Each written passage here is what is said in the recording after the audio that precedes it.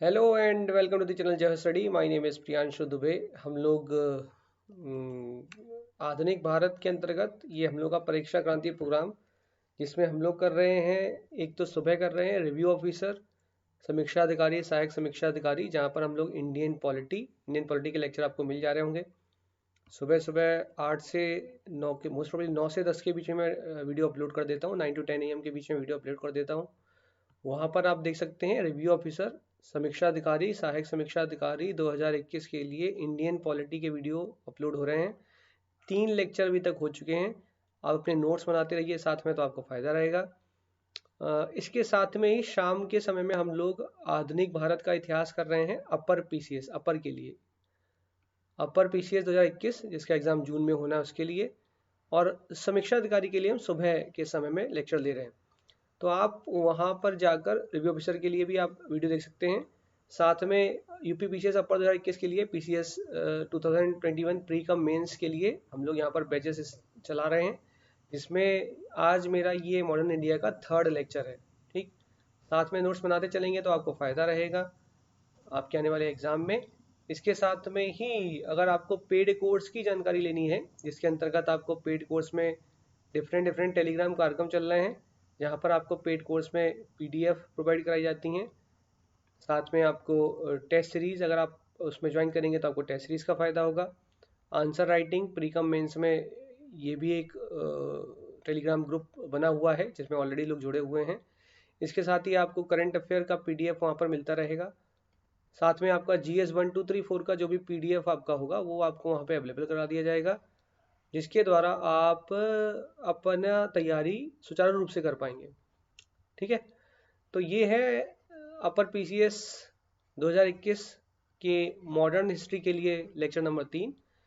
आधुनिक भारत के इतिहास में सबसे पहले हम लोगों ने मुगलों का विघटन पढ़ा, जहाँ पर हम लोगों ने मुगलों के downfall of the Mughal empire के रीज़न क्या थे वो हम लोगों ने जाने। औरंगज़ेब के बारे में थोड़ी सी चर्चा करी, उसके जो सक्सेसर थे उनके बारे में चर्चा करी, कई सारी चीज़ें हम लोगों ने, मराठों के बारे में बातें करी, हम लोगों ने पानीपत के तीसरे युद्ध की बात करी, हम लोगों ने नादिर शाह और अहमद शाह अब्दाली के आक्रमण की बात की। तो ये सब चीज़ें हम लोगों ने देखी। उसके बाद सेकेंड क्लास जब हुई तो हम लोगों ने उसके आगे, जब पहले मुगलों का विघटन देखने के बाद हम लोग आगे की ओर बढ़े, तो हम लोगों ने बक्सर के युद्ध तक की कहानी समझ ली थी। बक्सर के युद्ध तक हम लोग पहुंच चुके थे, इलाहाबाद की संधि तक हम लोगों ने बातें कर ली थी 1765 में। अगर आपने वो दोनों लेक्चर नहीं देखे हैं तो आप लोग वो दोनों लेक्चर देख लें आज, क्योंकि हमारा मॉडर्न इंडिया की शुरुआत वास्तविकता में 1857 की रिवॉल्ट से मैं करना चाहता था, लेकिन थोड़ा पीछे से हम लोग चल रहे थे। तो आज वो भूमिका बनानी है कि आखिर 1857 के विद्रोह के होने के कारणों में एक कारण क्या था, कैसे शुरुआत हुई, कहाँ से चिंगारी, कहाँ से आग पकड़ी, तो इसकी बात करेंगे। लेकिन आज के जो चैप्टर का नाम है वो है, जैसे कि मैंने आपको कल ही बता दिया था कि चैप्टर होगा लैंड रेवेन्यू सेटलमेंट। ठीक है, तो लैंड रेवेन्यू सेटलमेंट के अंतर्गत हम लोग क्या देखने वाले हैं। देखिए, लैंड रेवेन्यू सेटलमेंट में जनरली एक प्रिंसिपल जो हम लोग हमेशा से सुनते रहते हैं, बुलिनिज्म, अगर आपने सुना होगा, अच्छा इसको हाँ हिंदी में लिख दूं, धातुवाद का सिद्धांत, धातुवाद का सिद्धांत जिसे कहते हैं प्रिंसिपल ऑफ बुलिनिज्म।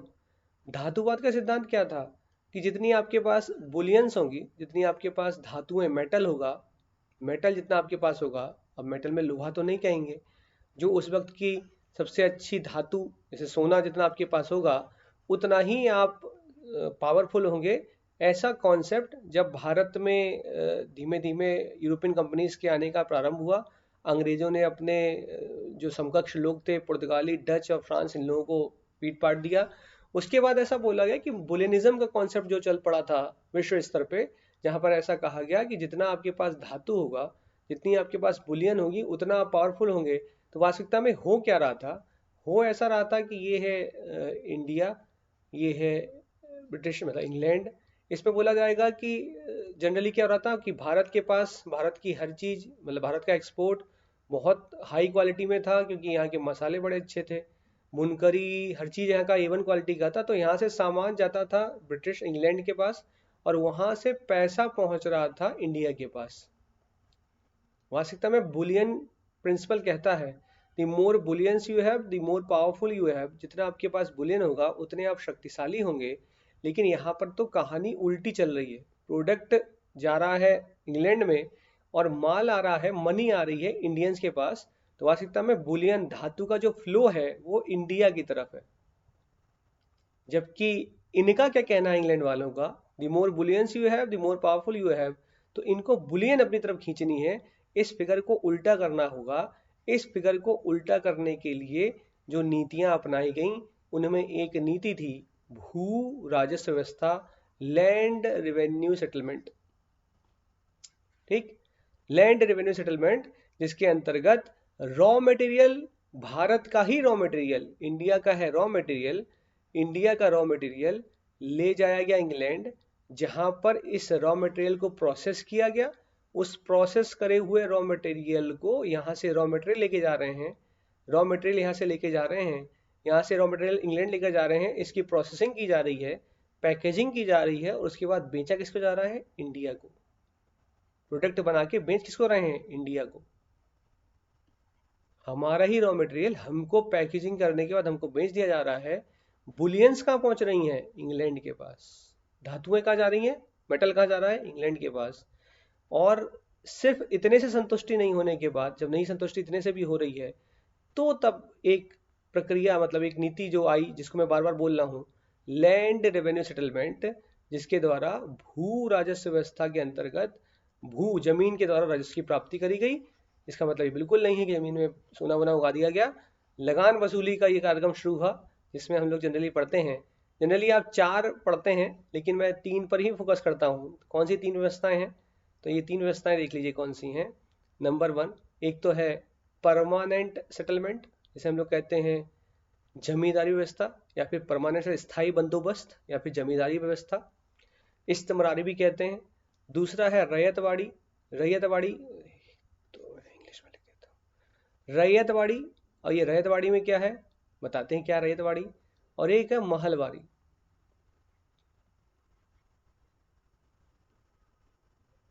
ठीक, परमानेंट सेटलमेंट अथवा स्थायी बंदोबस्त अथवा जमींदारी व्यवस्था, जिसके अंतर्गत क्या किया गया, जिसके अंतर्गत जमीन का मालिक जो ओनर है वो जमींदार को बना दिया गया। जमीन का मालिक कौन बन गया, जमींदार, उसको सारे अधिकार दे दिए गए। इस व्यवस्था के अंतर्गत, इस व्यवस्था को 1793 में पूर्ण रूप से लागू कर दिया गया, 1793 में। जिस व्यक्ति ने लागू किया उसका नाम था लॉर्ड कॉर्नवालिस। किसकी रिकमेंडेशन पर, जॉन शोर की रिकमेंडेशन पर। और भी लोग थे लेकिन हमें शोर याद रखना है।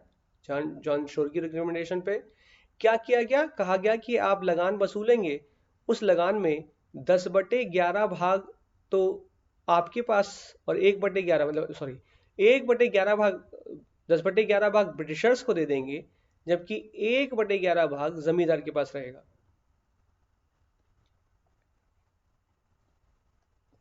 फॉर एग्जाम्पल, अगर आपने 99 रुपए का लगान वसूला तो इसका 1/11 मतलब 9 रुपए किसके पास रहेगा, ये रहेगा जमींदार के पास। जबकि इसका 10/11, इसका 10/11 मतलब 90 रुपए जो रहेगा वो ब्रिटिशर्स के पास जाएगा। मतलब शहद की शीशी, उसमें एक उंगली डुबो के चाट लिया, वो जमींदार है, और पूरा शहद चला गया ब्रिटिशर्स के पास। इस परमानेंट सेटलमेंट के अंतर्गत यह नियम किया गया, और साथ में बोला गया कि इसी परमानेंट सेटलमेंट के अंतर्गत सनसेट लॉ, सूर्यास्त के नियम की भी बात की गई, जिसके द्वारा कहा गया कि एक नियत तिथि तक अगर जमींदार उस तिथि के सूर्य अस्त होने तक अपना लगान अगर डिप्टी कलेक्टर, अगर कलेक्टर को देने नहीं जाता है, तो उस व्यक्ति की जमीन नीलाम कर दी जाएगी। नहीं दिया जाएगा तो उस व्यक्ति की जमीन नीलाम कर दी जाएगी। इसे कहा गया सनसेट लॉ, सूर्यास्त का नियम। और यह व्यवस्था 19% भूभाग पर लागू हुई भारत के। साथ में याद रखिएगा कि कहाँ कहाँ पे लागू हुई, तो बैंक ऑफ बड़ौदा, बंगाल, बिहार, उड़ीसा, और साथ में नदर्न कर्नाटक और उत्तर प्रदेश में बनारस। ठीक, मैंने यूपी लिखा, पूरा लिखना। ठीक, इस व्यवस्था में क्या घाटा हुआ, परमानेंट सेटलमेंट में क्या समस्या होगी, क्या फायदा। पहली बात तो ये कि इस परमानेंट सेटलमेंट के द्वारा अंग्रेज अपना सामाजिक जो उनका विस्तार है उसको कैसे बढ़ाना चाहते थे, एक ऐसी क्लास को पैदा करके जो उनकी मतलब उनकी चाटुकारिता करे, और वो है जमींदार। यहाँ भाई साहब वो नहीं चाह रहे थे, वो तो कभी नहीं चाहते होंगे कि अंग्रेज भारत छोड़े, लेकिन हाँ 1857 में जहाँ जमींदारों ने अंग्रेजों के पक्ष में हमेशा से मत दिया, लेकिन धीमे धीमे ग्रेजुअली वो अंग्रेजों से दूर आने लगे। उसके कई सारी रिफॉर्म है जो उन्होंने लैंड होल्डर सोसाइटी करके कई सारी चीजें स्टार्ट करी, वो बाद में हम लोग देखेंगे जब अलग से चीजों को आगे बढ़ रहे होंगे तब। अभी के लिए यही कि इस वक्त में परमानेंट सेटलमेंट का अंग्रेजों को फायदा हुआ जमींदारों के थ्रू। हाँ, इस पूरी प्रक्रिया के अंतर्गत जिसका एक्सप्लॉइटेशन, जिसका शोषण हो रहा था वो था किसान। ठीक, किसान का ही शोषण हो रहा था। तो यहाँ कई तरह के क्वेश्चन आते रहते हैं कि परमानेंट सेटलमेंट किसने बनाया, तो जनरली एक शॉर्ट ट्रिक मैं हमेशा बताता रहता हूँ, पीसीएस का एग्जाम है, पीसीएस याद रखो बस। परमानेंट सेटलमेंट कॉर्नवालिस के द्वारा शोर की रिकमेंडेशन पे। ठीक, अगर एक सीधा सा क्वेश्चन आएगा 1.33 मार्क्स का तो कम से कम आपका ये टिक हो जाएगा। आइए, इसने पूछा भी हुआ है कि बताइए किस व्यवस्था के अंतर्गत जमीन के मालिक जमींदार को बना दिया गया। ऑप्शन लिखा था ए स्थायी बंदोबस्त, बी रैयतवाड़ी, सी महलवाड़ी, डी नन। तो आंसर था स्थायी बंदोबस्त, परमानेंट सेटलमेंट। ठीक, क्योंकि ऑब्वियस ही बात है वो आपको जमींदारी नहीं लिख के देगा, क्योंकि जमींदारी तो नाम से समझ में आ रहा है कि जमींदार को ही मालिक बनाया गया होगा, तो आपको ये सारे पॉइंट याद रखने हैं।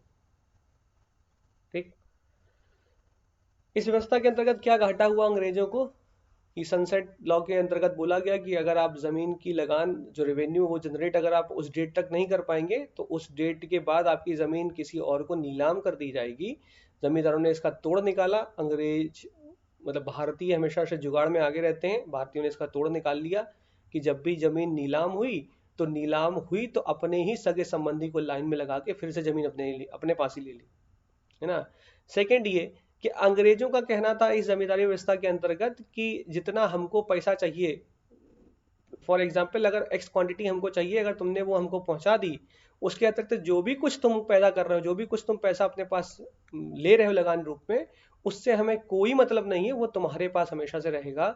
इससे अंग्रेजों को और नुकसान हुआ, क्योंकि जितना वसूला जमींदारों ने उतना नियत क्वांटिटी तो अंग्रेजों को पहुंचा दी, लेकिन उसके अतिरिक्त जो वसूला वो अपने पास रख लिया। इससे जमींदार कुछ ज्यादा ही मजबूत होने लगे, उनके पास पैसा का कुछ ज्यादा ही स्रोत बन गया।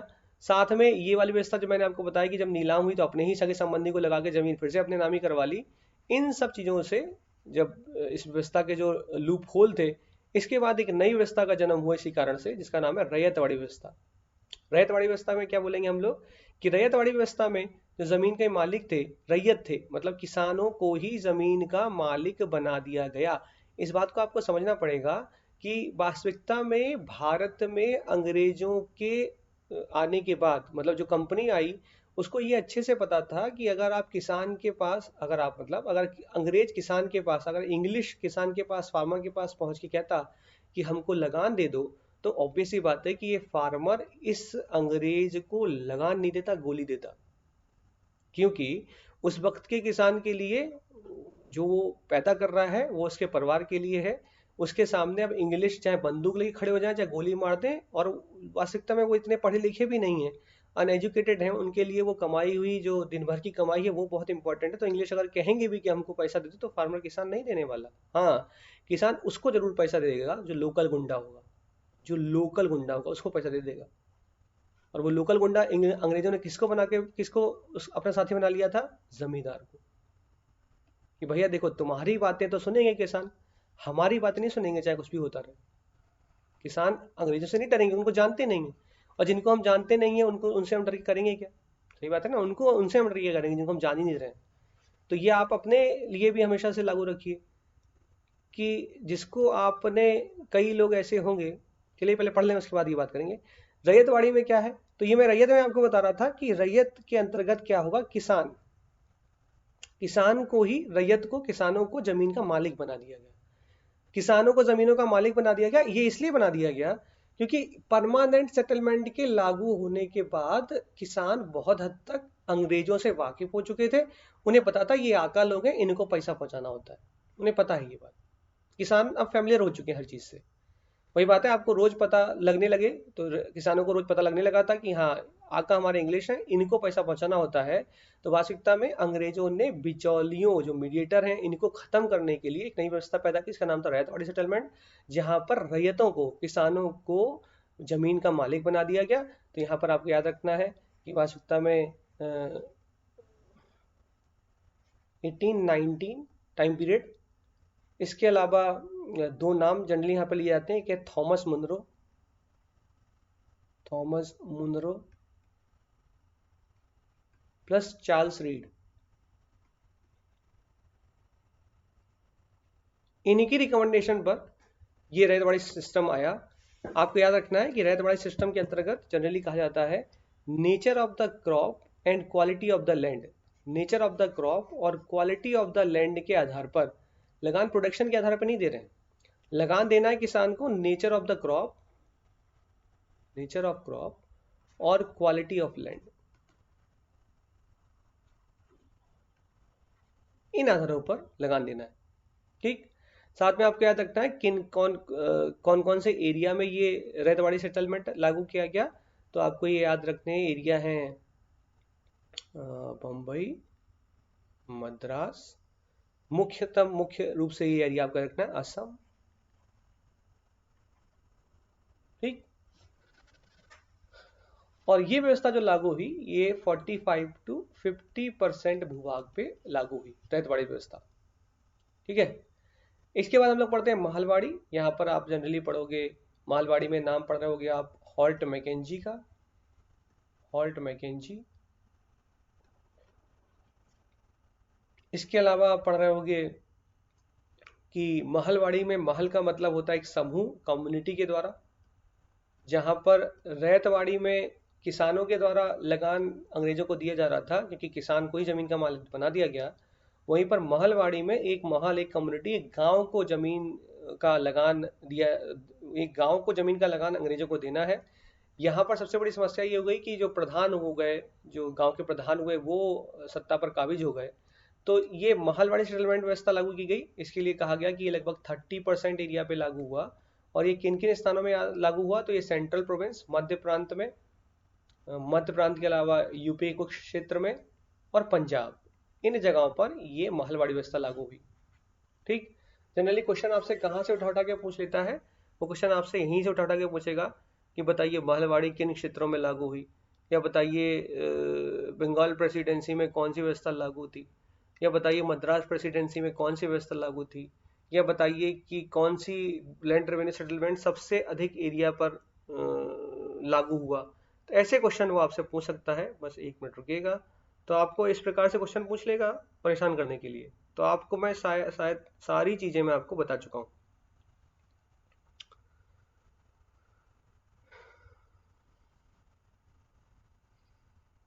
साइलेंट मोड पे लगा दिया जाए।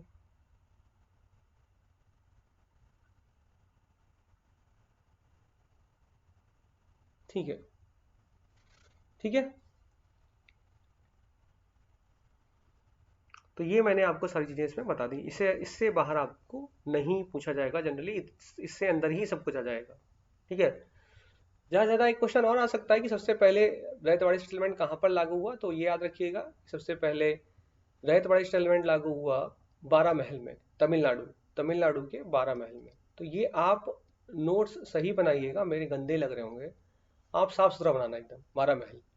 ठीक है, तो ये हो गया आपका परमानेंट सेटलमेंट। तो आपको लगा होगा कि परमानेंट सेटलमेंट या फिर रैयतवाड़ी सेटलमेंट या फिर महलवाड़ी सेटलमेंट, ये मैंने आपको पढ़ाया क्यों। तो इसको पढ़ाने का सबसे बड़ा कारण ये था कि मैं 1857 के रिवॉल्ट तक आना चाह रहा था, जहां से आधुनिक भारत की शुरुआत हो रही होगी। तो इसको पढ़ाने का फायदा क्या। तो सबसे पहले मैंने आपको धातुवाद, बुलिनिज्म का प्रिंसिपल बताया, प्रिंसिपल ऑफ बुलिनिज्म बताया। उसके बाद मैंने आपको परमानेंट सेटलमेंट, मतलब मैंने आपको लैंड रेवेन्यू सेटलमेंट बताया। और इस लैंड रेवेन्यू सेटलमेंट में मैंने आपको तीन बातें बताई। एक परमानेंट सेटलमेंट, स्थायी बंदोबस्त, रैयतवाड़ी सेटलमेंट और महलवाड़ी सेटलमेंट, जहाँ पर मैंने आपको बताया क्या क्या हो रहा है। इन तीन चीजों से, इन तीन लैंड रेवेन्यू सेटलमेंट से एक बात तो समझ में आती है कि इन तीनों ही दशाओं में जिस एक व्यक्ति का शोषण हो रहा है, एक समुदाय का शोषण हो रहा है, वो है किसान, फार्मर। आप कहेंगे कैसे? परमानेंट में तो चलो समझ में आता है, जमींदार हो गया, रैयतवाड़ी में तो किसान को ही बना दिया, तो ये कैसे, इनका कैसे शोषण हो गया?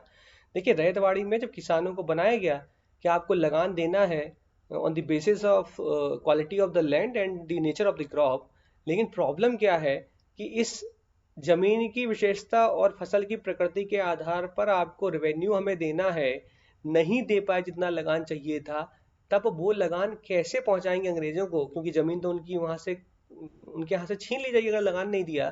तो यही वो किसान है जो जमींदार के पास पहुंचेगा और बोलेगा, दादा हमको दे दो लोन, हम तुमको देंगे उसके बदले ब्याज। कहाँ जाके फंस गया फिर से किसान? जमींदार के चंगुल में। लेकिन शोषण किसका हो रहा है? किसान का। महलवाड़ी में भी तो यही हुआ, एक प्रधान हो गया गांव का जो मेन लीड है, या फिर वो महल ग्राम के लोग मिलकर लगान देंगे।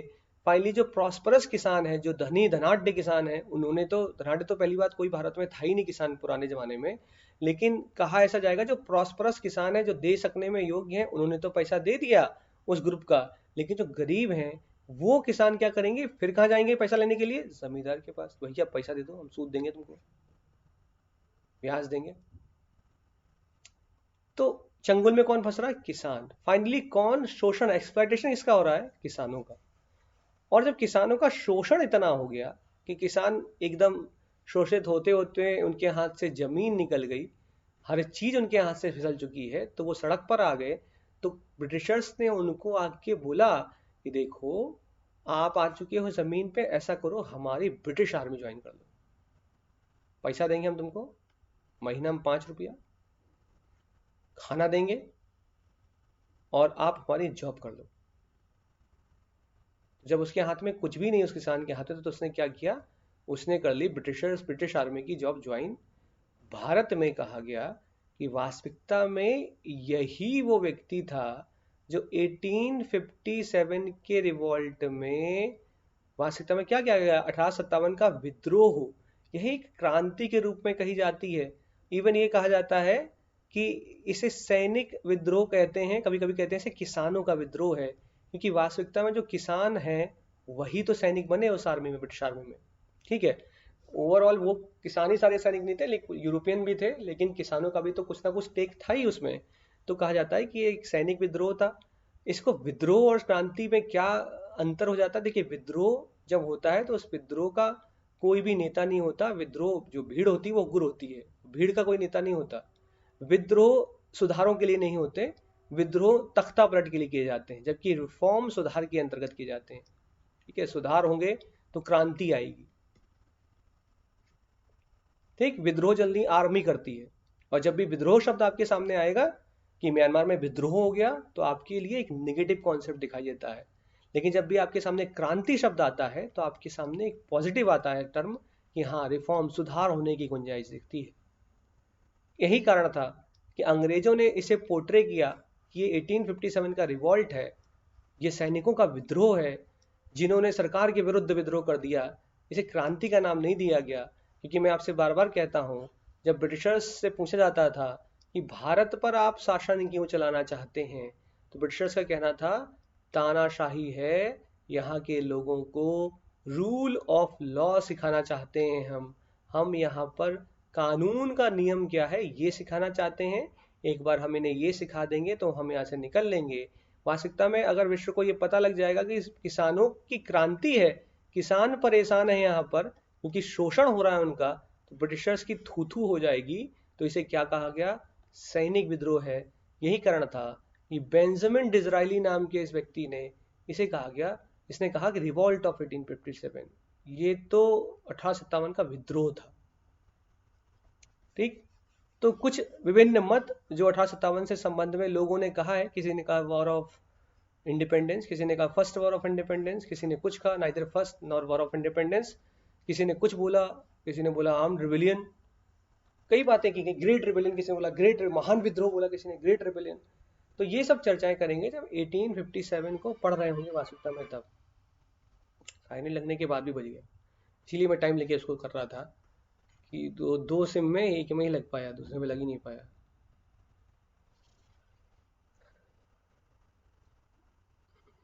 ठीक है, तो ये आज की क्लास आपकी लैंड रेवेन्यू सेटलमेंट, यहाँ पर इसको मैं रोक रहा हूँ। लैंड रेवेन्यू सेटलमेंट आपका खत्म हो चुका है। आपको यही जो बिंदु मैंने बताए हैं वही याद रखने हैं। अब मैं भूमिका बना चुका हूँ लैंड रेवेन्यू सेटलमेंट के द्वारा 1857 पे पहुंचने की। अगली क्लास में हम लोग 1857 के रिवॉल्ट को पढ़ रहे होंगे। जो इमीडिएट कॉज है उसको तो जानेंगे कि मंगल पांडे ने क्या किया, और इमीडिएट कॉज के अंतर्गत गाय और सुअर की चर्बी में गाय की चर्बी और सुअर की चर्बी को क्यों इन्वॉल्व किया गया, वास्तविकता में ये गाय और सुअर की चर्बी थी भी कि नहीं थी, इन सारी चीज़ों को देखेंगे। साथ में और क्या कॉजेज हैं, जिसमें मैंने एक सैनिक मतलब किसानों का मैंने आपको बताया कि उनका सबसे बड़ा दिक्कत था, उनका शोषण हो रहा था, वो परेशान थे। इसके अलावा और कौन से कॉज थे उनकी भी चर्चा करी जाएगी। तो कल की क्लास होगी 1857 के रिवॉल्ट। आज की क्लास के लिए बस इतना ही। चैनल को सब्सक्राइब करिए जय स्टडी को, और साथ में टेलीग्राम ग्रुप, इसकी लिंक मैं आप नीचे आपको दे दूंगा, जहां पर आप जय स्टडी चैनल को ज्वाइन कर सकते हैं। साथ में अपना चैनल जो मेरा टेलीग्राम पेज होगा उसको भी आप ज्वाइन कर पाएंगे, इसकी भी मैं आपको लिंक दे दूंगा। तो पढ़ते रहिए। जय हिंद, जय भारत।